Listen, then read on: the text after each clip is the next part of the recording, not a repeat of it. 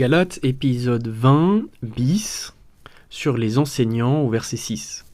Le verset 6 n'est pas connecté au reste du passage. Il est une petite insertion isolée entre le passage du verset 1 à 5, dans lequel il parle de la loi d'amour, la loi de Christ, et du verset 7 à 10, dans lequel il parle de la moisson concernant l'esprit et la chair.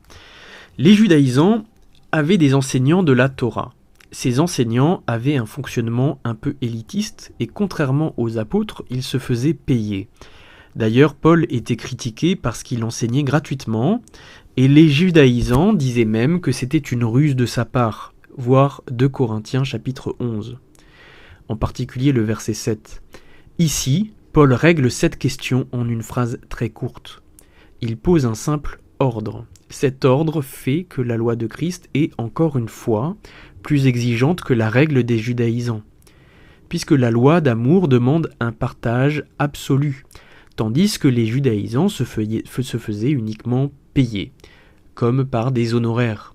Ainsi, Paul ne se faisait pas payer par les Galates, mais il avait joui de leur hospitalité sans jamais manquer de rien. Et s'il devait être payé ou soutenu, c'était aux enseignés de partager leurs biens naturellement, et non à l'apôtre d'exiger quoi que ce soit. En une phrase, Paul règle une accusation et pose un principe biblique qui jusqu'à aujourd'hui nous indique un principe de financement des ministères chrétiens qui suit l'ordre du Seigneur. Vous avez reçu gratuitement, donnez gratuitement, et qui encourage aussi les chrétiens à soutenir les ministères dans un esprit de communion et d'interdépendance. Car c'est cela que cherche à enseigner ce verset, l'interdépendance des enseignés et des enseignants.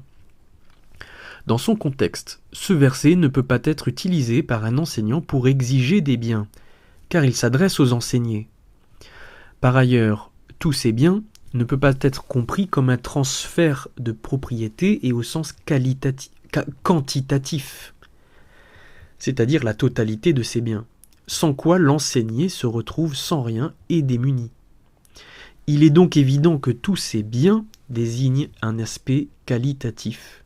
Le but étant que les apôtres ou les missionnaires qui étaient loin de chez eux ne se retrouvent pas non plus démunis à l'étranger, sans logement, sans argent, sans nourriture, sans soins, avec seulement quelques pièces qu'on leur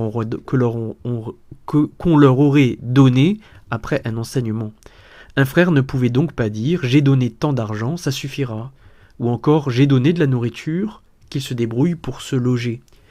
Le frère devait partager la nourriture et le logement et en fait c'est bien, c'est-à-dire sa subsistance. C'est le sens du « tous ces biens ». De leur côté, les prédicateurs de la loi de Moïse ne recevaient pas un accueil intégral. Cet accueil intégral nous vient de la communion des enfants de Dieu et de cette loi d'amour évoquée dans les versets qui précèdent. C'est donc l'interdépendance des enseignants et des enseignés au sein du corps du Christ qui est posée ici dans ce verset, et non un droit des enseignants sur les biens des enseignés.